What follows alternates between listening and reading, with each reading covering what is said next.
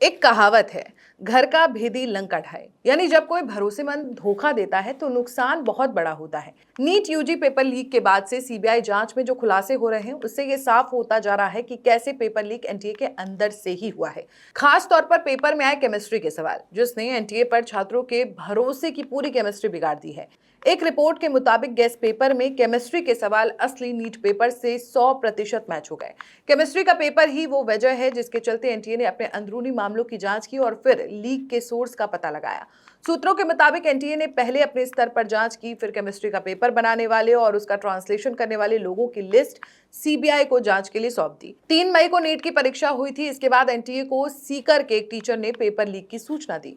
Teacher ने NTA को leak हुए पेपर की पीडीएफ भी भेजी थी। इसके बाद जब एनटीए ने उस लीक पेपर की तुलना असली पेपर से की तो केमिस्ट्री के सभी सवाल मैच हो गए। वहीं बायोलॉजी के भी कई सवाल एक जैसे पाए गए, जिसके बाद एनटीए को शक हुआ। एनटीए ने तुरंत सीबीआई को ट्रांसलेटर्स और पेपर सेटर्स से जुड़े सभी लोगों की लिस्ट सौंप दी।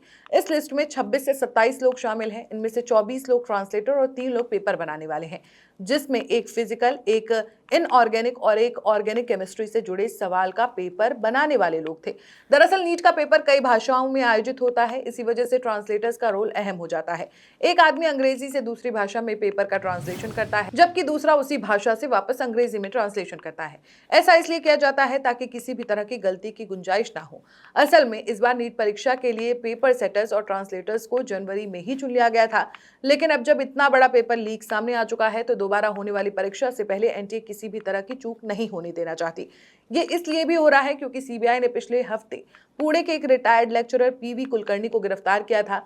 पीवी कुलकर्णी लीक हुए पेपर में केमिस्ट्री वाले हिस्से के लिए सवाल बनाने और उनका मराठी में अनुवाद करने के काम में शामिल थे। अब पुराने सबक से सीख लेते हुए पेपर सेट करने वाले लोग और ट्रांसलेटर के सिलेक्शन को लेकर एनटीए काफी सतर्क है। यही वजह है कि बैकग्राउंड वेरिफिकेशन पर काफी जोर दिया जा रहा है। इन्हीं सब चीजों को देखते हुए केमिस्ट्री, बायोलॉजी और फिजिक्स तीनों विषयों के पेपर सेटर्स और ट्रांसलेटर्स बदल दिए गए हैं।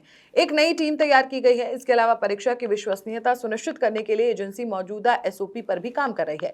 पेपर बनाने के 2024 में गठित एक समिति की सिफारिशों के अनुसार एनटीए के पास एक ऐसा प्रोटोकॉल है जो क्वेश्चन पेपर बनाने के स्टेज की सुरक्षा सुनिश्चित करता है।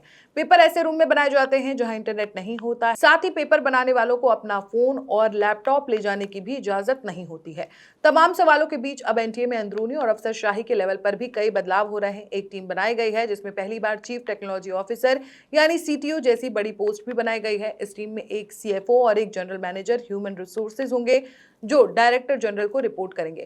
अब 21 जून को होने वाले पेपर में कुछ गड़बड़ ना हो, इसके लिए मीटिंग पर मीटिंग्स हो रही हैं। शिक्षा मंत्री धर्मेंद्र प्रधान ने एक समीक्षा बैठक की जिसमें सभी राज्यों के सारे डीएम और पुलिस अधीक्षक शामिल थे। अब उम्मीद की जा रही है कि इतनी तैयारी के बाद सब कुछ अच्छे से हो जाए और इस बार स्टूडेंट्स के साथ कोई अन्याय ना हो। आप इस पूरे मामले को कैसे देखते हैं, कमेंट में जरूर बताएं। वीडियो पसंद आई हो तो वीडियो को लाइक, शेयर और चैनल को सब्सक्राइब जरूर करें।